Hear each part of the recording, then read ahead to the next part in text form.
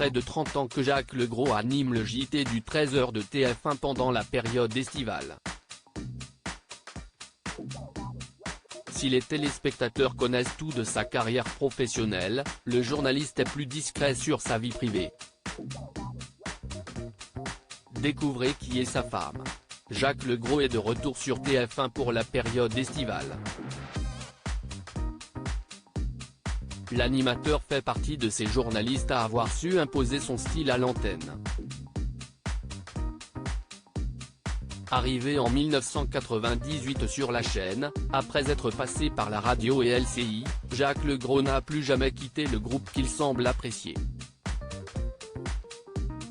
Il enchaîne la présentation d'émissions de télévision comme Plein les yeux, Les 30 histoires les plus extraordinaires ou encore Suspense degré 1 comme l'animation du JT.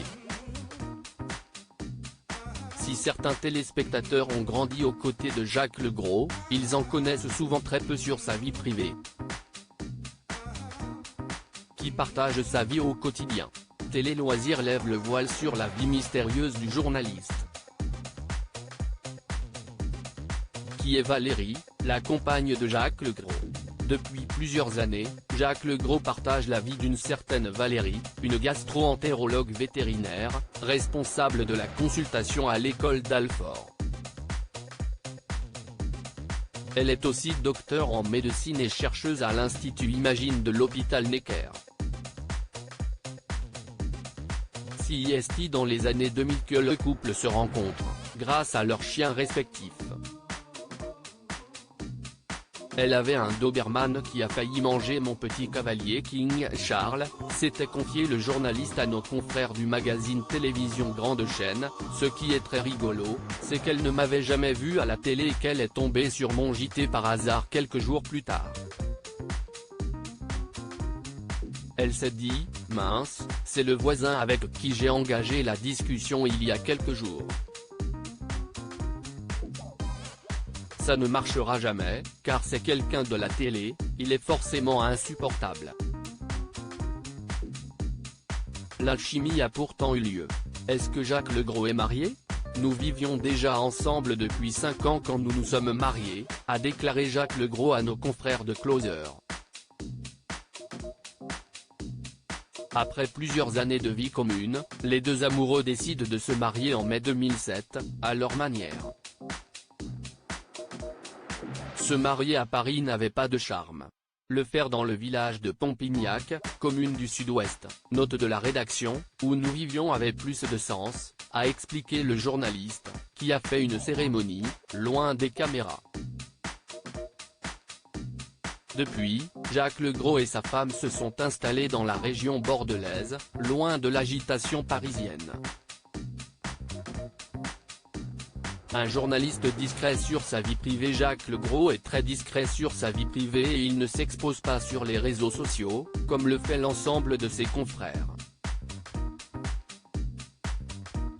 Avant sa rencontre avec sa femme Valérie, le journaliste était en couple avec Christine Millet avec qui il a eu une première fille Tatiana.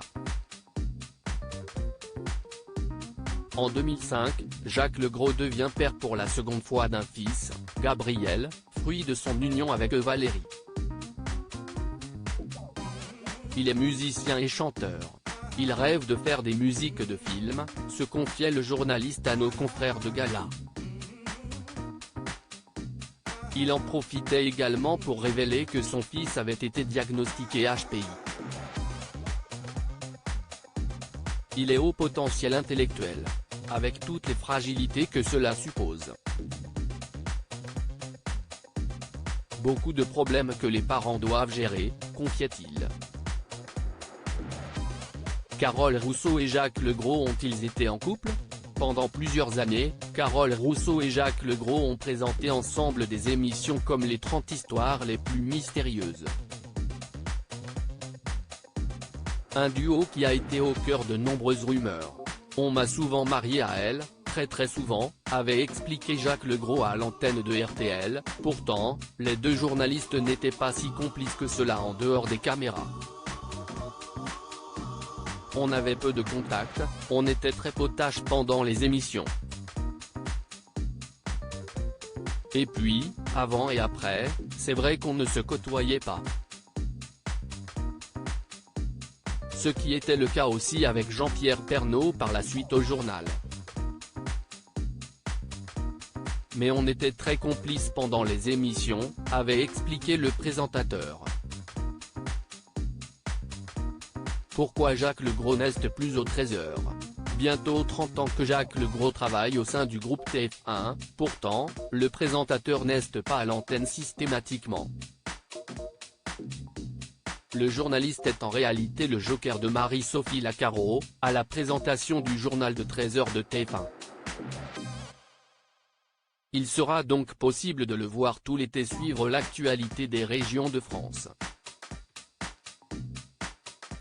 L'ancien joker de Jean-Pierre Pernaut s'y est en 1998 que Jacques Legros décide de rejoindre la chaîne TF1 et il devient l'emblématique joker de Jean-Pierre Pernaut au JT du 13h de TF1. Il a fallu attendre la publication de son livre Derrière l'écran, en 2022, pour que le journaliste se confie sur sa longue carrière, mais aussi sur sa relation avec le mari de Nathalie Marquet. À la fin, au moment du confinement, nos relations se sont alors tendues. Il s'était durci. Mais si nous n'étions pas amis, nous n'étions pas non plus ennemis. C'était une relation professionnelle sincère et complètement normale. Nous nous sommes toujours respectés, nous avait confié le journaliste. Quel âge a Jacques Legros? Jacques Legros fait partie de ces personnalités que les téléspectateurs ont toujours vues à l'antenne et qui ne semblent pas vieillir. Si Michel Drucker ne compte pas abandonner de sitôt son fauteuil rouge sur France 3, il en va de même pour Jacques Legros.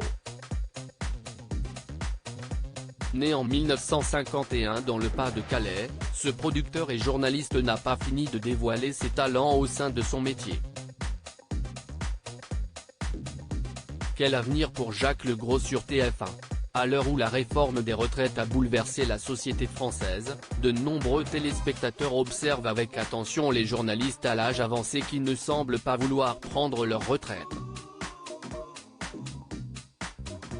Interrogé par nos confrères du Parisien, le patron de l'information du groupe a assuré que Jacques Legros avait encore toute sa place sur la chaîne. Jacques est très en forme et très performant. Il est toujours aussi motivé et a une popularité précieuse pour TF1.